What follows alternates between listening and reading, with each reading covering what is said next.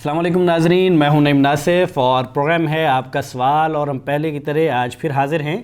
और इस प्रोग्राम में इंशाअल्लाह ताला आपके सवालात होंगे और हमारे मुफ्ती साहब जो हैं उस पर शरई रहनुमाई देंगे। नाज़रीन, मैं हमेशा आप लोगों से दरख्वास्त होती है कि हमारे प्रोग्राम पर हमें फ़ीडबैक भी दिया करें और प्रोग्राम के बारे में अगर आपके कोई मज़ीद सवालात हों उन सवालात पर तो वो भी हमें आप ज़रूर उससे आगाह करें। तो आज के प्रोग्राम का बाकायदा आगाज़ करते हैं। क़ारी साहब, अस्सलामु अलैकुम वरहमतुल्लाहि वबरकातुहू। वालेकुम अस्सलाम वरहमतुल्लाहि वबरकातुहू। शेख, ये फरमाइए कि मसाजिद में अगर गैर जो इस्लामी हुकूमत है या गैर इस्लामी इदारे हैं वो अगर आपको मस्जिद की तामीर के लिए कोई ग्रांट दें तो क्या ऐसे पैसे वसूल किए जा सकते हैं और उन पैसों से मसाजिद की तामीर ठीक होगी?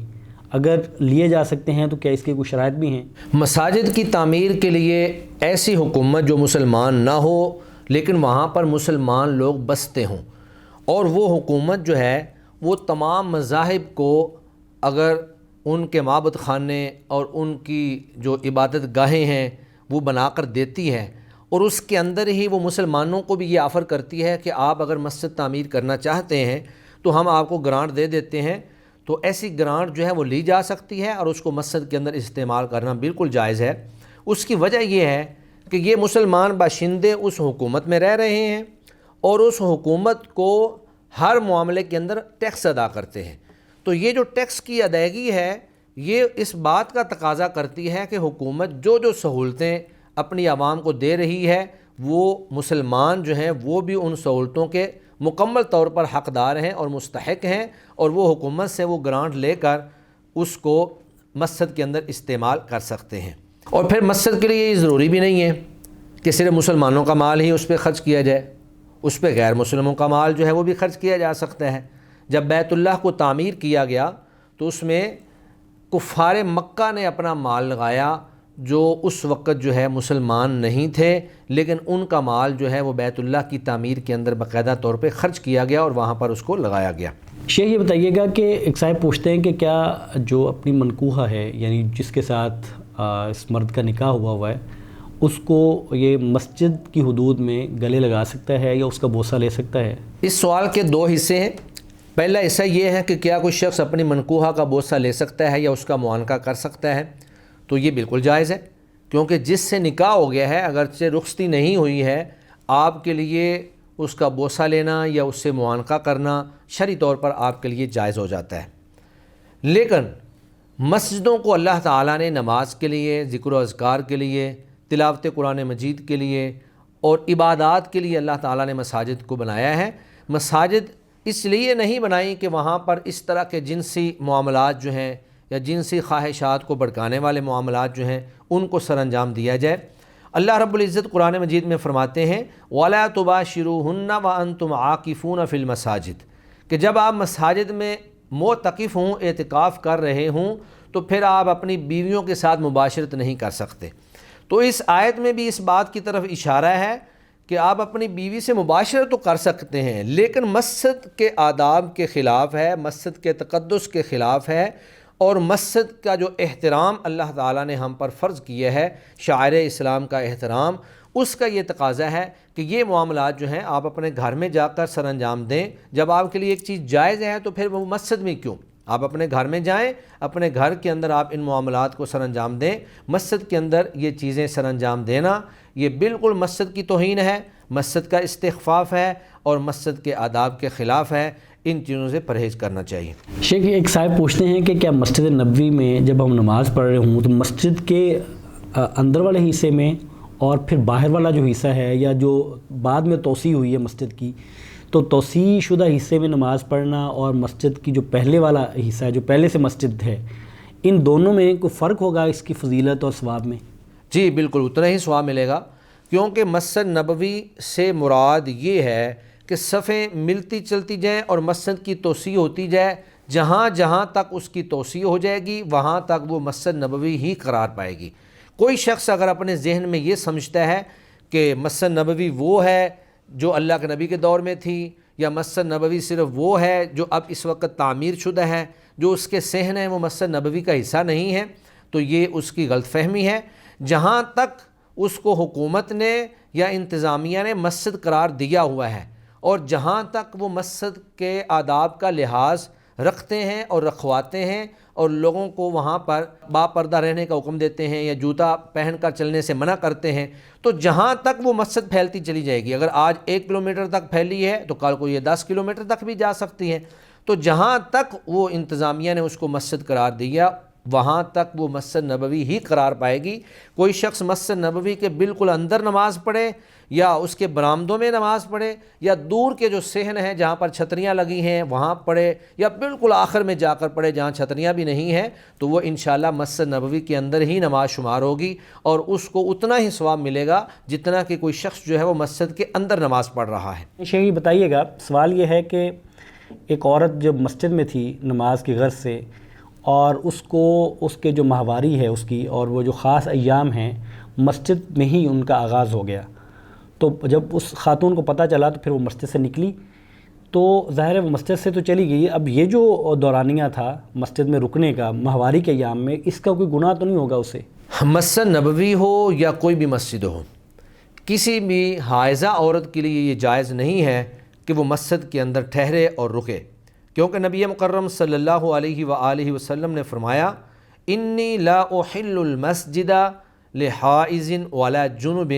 میں کسی بھی حائضہ اور جنبی شخص کے لیے مسجد کو حلال قرار نہیں دیتا۔ تو اب چونکہ اس عورت کا معاملہ یہ تھا کہ یہ مجبور تھی، اگر تو یہ خود مسجد سے اکیلی باہر نکل سکتی اور اس کو رستوں کا علم تھا تو پھر اس کو یہ چاہیے تھا کہ وہ مسجد سے نکل جاتی فوری طور پر، لیکن جس طرح کہ آپ نے بتایا کہ وہ باقاعدہ رشتہ داروں کے ساتھ موجود تھی اور پھر وہ وہاں پر اجنبی تھی اور دوسرے ممالک سے آئی ہوئی تھی، اب اس کا باہر نکلنا خطرے سے خالی نہیں تھا، تو اس نے اپنی حفاظت کے لیے اتنی دیر جو قیام کیا ہے انشاءاللہ یہ مجبوری اور اضطراری کی حالت میں ہے، جان بوجھ کر اس نے ایسا نہیں کیا، اللہ رب العزت معاف کرنے والے ہیں اور وہ گناہ گار نہیں ہیں۔ اور پھر دوسری بات یہ ہے کہ آدمی جنابت کی حالت میں مسجد کو کراس کر سکتا ہے، جس طرح اللہ رب العزت قرآن مجید میں فرماتے ہیں وَلَا جُنُبًا إِلَّا عَابِرِ سَبِيلٍ، کہ کوئی بھی شخص مسجد میں نہ جائے حتیٰ کہ جنبی بھی نہ جائے، الا یہ کہ وہ رستہ کراس کرنے والا ہو، یعنی وہاں سے گزرنے والا ہو۔ تو مسجد سے جنابت کی حالت میں، حائض کی حالت میں رستہ استعمال ہو سکتا ہے، مسجد سے گزرا جا سکتا ہے، لیکن وہاں پر قیام کرنا، وہاں پر ٹھہر جانا یہ حائضہ کے لیے اور جنبی کے لیے جائز نہیں ہے۔ لیکن چونکہ اس عورت کا معاملہ ایک مجبوری کا معاملہ تھا، وہ اکیلی باہر جا نہیں سکتی تھی، تو انشاءاللہ مجبوری کی حالت میں اس طرح کے معاملات کو اللہ تعالیٰ معاف کرنے والے ہیں۔ شیخ یہ بتائیے گا، ایک سائل ہمیں پوچھتے ہیں کہ جو مکہ میں مساجد ہیں مسجد حرام کے علاوہ، ان میں جب نماز ادا کی جائے گی تو کیا ان کی فضیلت وہی ہوگی جو مسجد حرام کی ہے؟ اس مسئلہ میں اہل علم کا اختلاف پایا جاتا ہے، لیکن راجح موقف یہ ہے کہ جو ثواب مسجد حرام کے اندر موجود ہے، یعنی 1,00,000 نماز کا ثواب، وہ مسجد حرام کے علاوہ مکہ میں جو دیگر مساجد ہیں وہاں پر وہ ثواب نہیں ملتا ہے، کیونکہ اللہ کے نبی صلی اللہ علیہ وآلہ وسلم نے جب مسجد حرام کے اندر نماز کا ثواب 1,00,000 نماز جو ہے وہ بیان کیا تو وہاں پر باقاعدہ مسجد حرام کا تذکرہ کیا ہے۔ رسول اللہ صلی اللہ علیہ وسلم فرماتے ہیں صلاۃ فیہ افضل من 1000 صلاۃ فیما سواہ من المساجد الا مسجد الکعبہ، کہ مسجد نبوی کے اندر ایک نماز دیگر مساجد کی نماز سے 1000 گنا زیادہ ہے، ہاں سوائے مسجد کعبہ کے، یعنی کعبہ کے اندر جو مسجد ہے۔ تو اس حدیث کے اندر بھی مسجد کا تذکرہ ہے جو بیت اللہ کے اندر موجود ہے، اور دوسری جگہ اللہ رب العزت نے قرآن مجید میں جہاں پر مشرکوں کو نجس قرار دیا کہ انما المشرکون نجس فلا یقربوا المسجد الحرام، کہ وہ مسجد حرام کے قریب بھی نہ آئیں، تو یہاں جو لفظ ہیں وہ یقربوا المسجد الحرام ہے، مسجد حرام کا تذکرہ ہے۔ اسی طرح رسول اللہ صلی اللہ علیہ وسلم نے فرمایا کہ لا تشد الرحال الا الى 3 مساجد، شد رحال نہ کیا جائے مگر 3 مساجد کی طرف، المسجد الحرام و مسجد الرسول و مسجد الاقصی، مسجد حرام میری مسجد یعنی مسجد نبوی اور مسجد اقصی۔ تو اس حدیث کے اندر اور پیچھے قرآن مجید کی آیت مبارکہ کے اندر بھی مسجد حرام کا تذکرہ ہے، مکہ شہر کا تذکرہ نہیں ہے۔ تو لہٰذا مسجد حرام بے شک جتنی پھیل جائے تو وہاں پر جو لوگ نماز پڑھیں گے ان کو وہ ثواب ملے گا جو اللہ تعالیٰ نے یہاں پر بیان کیا ہے، رسول اللہ صلی اللہ علیہ وسلم نے بیان کیا ہے۔ ہاں البتہ اگر ایک معاملہ ایسا ہو کہ مسجد ساری بھر جائے، صفیں آخر تک چلی جائیں، حتیٰ کہ وہ صفوں کی ترتیب جو ہے وہ گلیوں تک پہنچ جائے، تو گلیوں میں جو لوگ کھڑے ہیں چونکہ وہ بھی مسجد حرام کی اقتداء میں اور وہاں کے امام کی اقتداء میں نماز پڑھ رہے ہیں، ان کو بھی اتنا ہی ثواب ملے گا جتنا کہ مسجد کے اندر کھڑے ہوئے لوگوں کو ثواب ملے گا۔ لیکن اگر کوئی شخص مکہ کی کسی دوسری مسجد کے اندر جا کر نماز ادا کرتا ہے جو مسجد حرام سے کچھ فاصلے پر ہے، تو اس مسجد کا ثواب جو ہے وہ دیگر مساجد کی طرح ہوگا، اس کا ثواب جو ہے وہ مسجد حرام جتنا 1,00,000 نماز کا نہیں ہوگا۔ شیخ یہ بتائیے گا کہ بعض لوگ اس بات کو بھی دلیل بناتے ہیں یا اس کے بارے میں ان کی رائے یہ ہے کہ یہ جو ہمارے ہاں لاؤڈ سپیکر ہے مساجد میں یہ بھی ٹھیک نہیں ہے، اور دلیل یہ ہے کہ چونکہ یہ بھی جب آپ بدعت کی تعریف کرتے ہیں یا بات کرتے ہیں تو نبی کریم صلی اللہ علیہ وسلم کے دور میں تو لاؤڈ سپیکر بھی نہیں تھا، نہ اس میں اذان ہوتی تھی، نہ اس میں خطبات ہوتے تھے۔ تو آج ان میں جو خطبات ہو رہے ہیں، عید کے ہوں، وہ جمعہ کے ہوں، وہ مجالس ہوں، تو یہ جائز کیسے ہیں؟ دیکھیں، ہم نے لاؤڈ سپیکر کو جائز یا ناجائز کرنے کا حکم جو ہے وہ اس کے مقاصد کو سامنے رکھ کر لگانا ہے۔ لاؤڈ سپیکر استعمال کیوں کیا جاتا ہے؟ لاؤڈ سپیکر اس لیے استعمال کرتے ہیں کہ وہ بڑی مساجد جہاں پر نمازیوں کی ایک بڑی تعداد ہوتی ہے، وہاں پر نماز ادا کرتے وقت امام صاحب کی آواز پیچھے تک نہیں جاتی ہے، اور اگر خطبہ دیا جا رہا ہے تو خطبے کی آواز جو ہے وہ بھی پیچھے تک نہیں جاتی ہے۔ تو اس آواز کو آسانی کے ساتھ پیچھے تک پہنچانا، تمام نمازیوں تک پہنچانا، یہ ایک ضرورت ہے، ورنہ اس کے بغیر نماز کے اندر بہت سارے خلل واقع ہو جاتے ہیں۔ کئی جگہوں پر ہم نے ایسا بھی دیکھا ہے کہ امام صاحب جو ہیں وہ سجدے میں ہوتے ہیں اور پیچھے مقتدی جو ہیں وہ ابھی تک رکوع میں ہوتے ہیں۔ وجہ صرف یہ ہے کہ ان لوگوں نے اپنے خطبوں کے اندر یا نماز کے اندر یا اپنے دیگر جو عبادات کے معاملات ہیں ان میں لاؤڈ سپیکر کو منع قرار دے دیا۔ اب لاؤڈ سپیکر استعمال نہیں کرتے ہیں، لمبا اجتماع ہے، 150-200 صف ہے، امام صاحب نے اللہ اکبر کہا، پیچھے کے مکبر نے اللہ اکبر کہا، پھر اس سے پیچھے کے مکبر نے اللہ اکبر کہا، تو وہ اللہ اکبر کہتے کہتے 1 منٹ لگ جاتا ہے آخری صف تک جاتے ہوئے۔ اتنی دیر میں امام صاحب جو ہیں وہ سلام پھیر دیتے ہیں، اور یہ ہمارے جو آخری صف کے مقتدی ہوتے ہیں ان کی پوری رکعت ابھی تک باقی ہوتی ہے۔ تو ان معاملات کو اور ان کوتاہیوں کو دور کرنے کے لیے لاؤڈ سپیکر کو استعمال کرنا، اور پھر لاؤڈ سپیکر کے استعمال میں امام اور خطیب دونوں کے لیے آسانی ہے۔ امام کو گلا پھاڑ پھاڑ کر اور اونچی آواز سے نہیں بولنا پڑتا، خطیب کو اونچی آواز سے نہیں بولنا پڑتا، ورنہ خطیب جتنا بھی زور سے بول لے، جتنا بھی اونچی آواز سے بول لے، اگر مقتدی زیادہ ہیں، مسجد بڑی ہے، تو خطیب اور امام جتنا بھی زور سے بول لیں آخر تک ان کی آواز پہنچ ہی نہیں سکتی ہے۔ تو اس میں ایک تو امام اور خطیب کے لیے آسانی ہے، اور دوسرا مقتدیوں کے لیے بھی آسانی ہے کہ وہ بالکل امام کے ساتھ ساتھ جو ہے وہ اپنی نماز کو ادا کرتے رہتے ہیں، اور خطبے کو بس سہولت جو ہے وہ سنتے ہیں اور اس کے اوپر غور و فکر کرتے ہیں۔ ورنہ اگر لاؤڈ سپیکر نہ ہو تو خطبہ جب سمجھ نہیں آئے گا تو خطبے کا وہ مقصد ہی فوت ہو جائے گا جس مقصد کے لیے اللہ تعالیٰ نے جمعہ کا خطبہ رکھا ہے یا عیدین کے خطبے اللہ نے رکھے۔ شیخ ایک صاحب پوچھتے ہیں کہ ہماری بستی میں 2 بڑی مساجد تھیں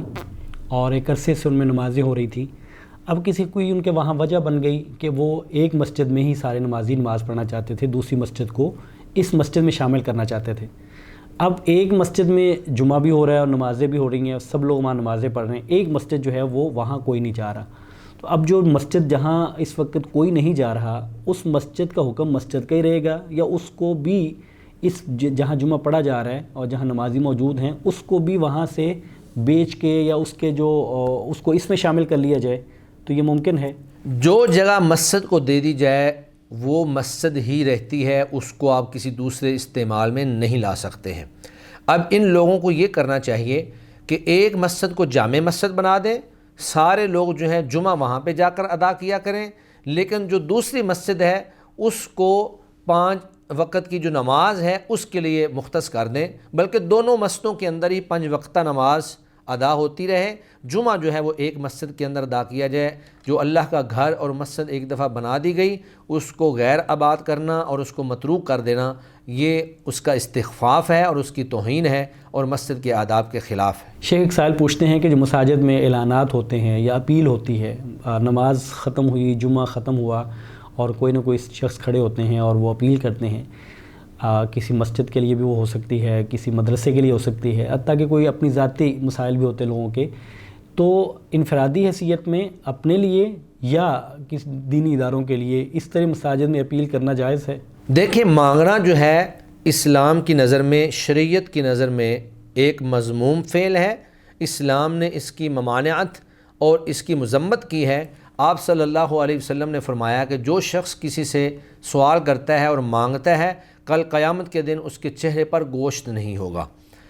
تو مانگنا مسجد میں ہو یا مسجد کے علاوہ ہو، کسی جگہ بھی مانگنے کی حوصلہ افزائی نہیں کی گئی، اس کی مذمت ہی کی گئی ہے اور اس کو برا ہی کہا گیا ہے. ہاں البتہ اگر ایک شخص واقعی مستحق ہے، حقدار ہے اور وہ مسجد میں آ کر سوال کرتا ہے اور بالکل سچ بیان کرتا ہے یا نمازی بھی اس کو جانتے ہیں کہ یہ بندہ مستحق ہے، تو ایسے شخص کے لیے سوال کر دینا کسی حد تک جائز ہے اور اس کے لیے گنجائش موجود ہے. تو اس کے علاوہ جو لوگ صرف اپنی پراپرٹی بنانے کے لیے یا اپنا مال زیادہ کرنے کے لیے مانگتے ہیں، آج کل تو روایتی فقیروں کو اگر دیکھا جائے تو بہت سارے لوگ ایسے بھی موجود ہیں کہ ان کی باقاعدہ گاڑیاں موجود ہیں، ان کے بڑے بڑے پلاٹ موجود ہیں، گھر انہوں نے کرائے پہ دیے ہوئے ہیں، لیکن اس کے باوجود مانگنے کی جو لت ان کو پڑی ہوئی ہے وہ اس کو نہیں چھوڑ رہے. اور پھر مانگنے کا ایک پورا کاروبار بن چکا ہے، ایک بزنس بن چکا ہے. بہت سارے گینگ ایسے ہیں، مافیاز ایسے ہیں جو بچوں کو اغوا کرتے ہیں، پھر ان کو معذور بناتے ہیں اور اس کے بعد ان کو مانگنے پر لگا دیتے ہیں. تو یہ سارا کا سسٹم جو ہے اس کی حوصلہ افزائی نہیں کرنی چاہیے، اس کی مذمت کرنی چاہیے، حوصلہ شکنی کرنی چاہیے. ہاں البتہ آپ اپنے محلے کے اندر، اپنی مسجد کے اندر، اپنے رشتہ داروں کے اندر کسی ایسے شخص کو جانتے ہیں جو واقعی مستحق ہے، غریب ہے، مسکین ہے، آپ اس کے ساتھ تعاون کیا کریں. یہ جو روایتی فقیر ہیں ان کو کبھی بھی نہ دیں، ان کی حوصلہ شکنی کریں تاکہ یہ مانگنے سے باز آ جائیں اور یہ بھی رزق حلال کمانا شروع کر دیں. اچھے خاصے بہت نوجوان ایسے بھی جو صحت مند ہوتے ہیں وہ محنت مزدوری کر سکتے ہیں لیکن اس کے باوجود وہ مانگ رہے ہوتے ہیں. تو مانگنے کا عمل جو ہے مسجد کے اندر بھی اور مسجد کے باہر بھی دونوں جگہ ہی مذموم فعل ہے. اس سے بہرحال پرہیز کرنا چاہیے اور بچنا چاہیے. بہت شکریہ شیخ، جزاکم اللہ خیر. ناظرین، یہ تھا آج کا پروگرام جس میں ہم نے آپ کے سوالات کو پروگرام کا حصہ بنایا اور کوشش کی کہ آپ کے سوالات جو ہیں ان کے جو جملہ پہلو ہیں ان پر ہم بات کریں. تو آپ ہمیں اس پر فیڈ بیک بھی دیجیے اور آئندہ کے پروگرام میں آپ اپنے سوالات بھی ہمیں بھیجیے تاکہ ہم